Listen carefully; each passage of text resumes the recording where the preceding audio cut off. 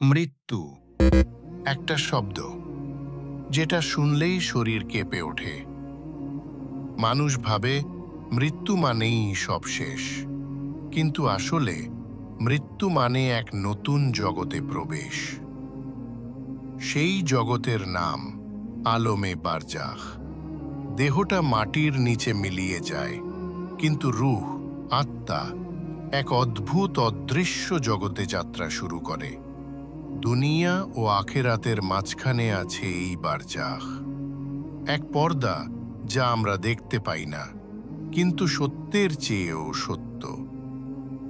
হযরত উসমান রাদিয়াল্লাহু বলেছিলেন, আমি কবরের পাশে গেলেই কেঁদে ফেলি, কারণ আমি রাসূলুল্লাহ সাল্লাল্লাহু আলাইহি ওয়াসাল্লাম থেকে শুনেছি, কবর হচ্ছে আখেরাতের প্রথম ধাপ। যে এখানে রাসূলুল্লাহ সাল্লাল্লাহু আলাইহি ওয়াসাল্লাম আরও বলেছেন, কবর জান্নাতের বাগানও হতে পারে, আবার জাহান্নামের গর্তও হতে পারে। একজন মানুষ মারা যাওয়ার পরই শুরু হয় কবরের জীবন। সেখানে থাকে শান্তি কিংবা শাস্তি, থাকে ফেরেশতাদের প্রশ্ন, আর অপেক্ষা থাকে কিয়ামতের। কোরআনে সরাসরি কবরের আযাব শব্দটি না থাকলেও বারজাখের অবস্থার মাধ্যমে বিষয়টি স্পষ্ট। আল্লাহ বলেন, ফেরাউনের অনুসারীদের প্রতিদিন সকাল ও সন্ধ্যায় আগুনের সামনে উপস্থাপন করা হবে, আর কিয়ামত স্থাপিত হলে তাদের দেওয়া হবে কঠিন আযাব। সূরা মুমিন 46। তাফসিরে বলা হয়েছে, এই আগুনের উপস্থাপন কিয়ামতের আগে, অর্থাৎ বারজাখে। আবার মুনাফিকদের জন্য বলা হয়েছে, তাদের দুইবার শাস্তি দেওয়া হবে, একবার দুনিয়ায়, আরেকবার কবরের মধ্যে। এইসব আয়াত স্পষ্ট করে মৃত্যুর পর থেকেই শুরু হয় এক অন্তরালের জীবন। কবরের আযাব আসে মানুষের কর্মফলের কারণে। তাফসির ও হাদিসে কবরের আযাবের কয়েকটি বড় কারণ উল্লেখ আছে। ১. শিরিক করা, আল্লাহর সঙ্গে কাউকে অংশীদার করা। কুরআনে বলা হয়েছে, যে শিরিক করবে তার জন্য জান্নাত হারাম। সূরা মায়েদা ৫৭। মুনাফিকি স্বভাব, মুখে ঈমান, অন্তরে অবিশ্বাস। আল্লাহ বলেন, মুনাফিক পুরুষ ও নারীদের জন্য জাহান্নামের আগুন নির্ধারিত।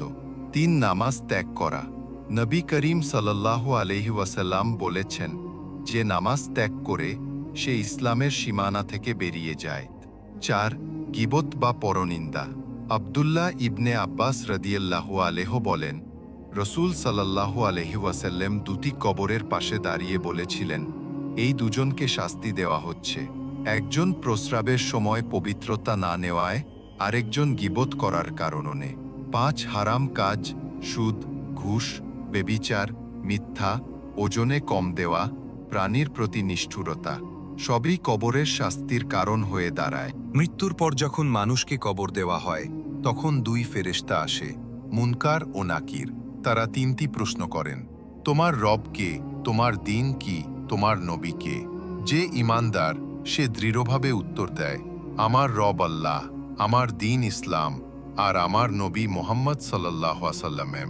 তখন ফেরেশতারা বলে, ঘুমাও শান্তিতে, তোমার জন্য জান্নাতের দরজা খুলে দেওয়া হলো। কিন্তু যে অবিশ্বাসী বা দুনিয়ায় ঈমানের দাবি করলেও আমলে ব্যর্থ, সে তোতলাতে থাকে, কিছুই বলতে পারে না। তার কবর সংকুচিত হয়ে আসে, মাটির চাপ তাকে ভেতর থেকে চূর্ণ করে দেয়, আর তার জানালা খুলে যায় জাহান্নামের দিকে। নবী করিম সাল্লাল্লাহু আলাইহি ওয়াসাল্লাম নিয়মিত দোয়া পড়তেন, আল্লাহুম্মা ইন্নী আউযুবিকা মিন আযাবিল কবরি, অর্থাৎ, হে আল্লাহ, আমি কবরের আযাব থেকে আশ্রয় চাই। রাসূলুল্লাহ সাল্লাল্লাহু আলাইহি ওয়াসাল্লাম বলেছেন, যে সূরা মুলক তিলাওয়াত করবে তার কবরের আযাব মাফ হবে। তাফসিরে বলা হয়েছে, প্রতি রাতে ঘুমানোর আগে সূরা মুলক পড়া কবরের আযাব থেকে রক্ষা করে। আর যে ব্যক্তি নামাজে অটল, পবিত্রতায় সচেতন, অন্যকে কষ্ট না দিয়ে দান করে, গীবত থেকে বিরত থাকে, আল্লাহ তার কবরকে জান্নাতের বাগানে পরিণত করেন। এই দুনিয়া একদিন শেষ হয়ে যাবে। রাজা, প্রজা, ধনী, গরিব সবাই যাবে একই পথে।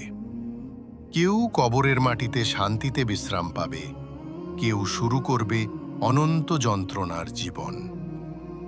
আজ আমরা হাসছি, খাচ্ছি, ব্যস্ত আছি দুনিয়ার চিন্তায়, অথচ খুব শিগগিরই আমরা হব সেই নীরব লাশ যাকে মানুষ নামাবে কবরের মাটিতে। সেদিন কেউ থাকবে না পাশে, শুধু আমল, ঈমান আর আল্লাহর রহমত। হে আল্লাহ, আমাদের কবরে আলো দিন, আমাদেরকে কবরের আযাব থেকে রক্ষা করুন। হে আল্লাহ, যেভাবে আপনি আমাদের জীবন দিয়েছেন সেভাবে মৃত্যুর পরও আমাদের জন্য রহমত বর্ষণ করুন। আমাদের কবরকে জান্নাতের বাগান বানিয়ে নিয়ে দিন, আর কিয়ামতের দিনে আমাদের সবাইকে জান্নাতুল ফিরদাউসে স্থান দিন। আমিন ইয়া রাব্বুল আলামিন। আপনি দেখছিলেন ইমান টক্স বাংলা অফিশিয়াল, ইসলামের আলোকে জীবনকে সুন্দর ও নেক পথে চালানোর এক অনন্য উদ্যোগ। যদি আমাদের ভিডিও ভালো লেগে থাকে তাহলে অবশ্যই সাবস্ক্রাইব করুন, লাইক দিন আর শেয়ার করুন। আপনার সামান্য একটি শেয়ার অন্যের জীবনে আলোর দিশা হতে পারে। আল্লাহ আমাদের সবাইকে হিদায়াত দান করুন। ইমান টক্স বাংলা অফিশিয়াল, আলোর পথে চলার আহ্বান।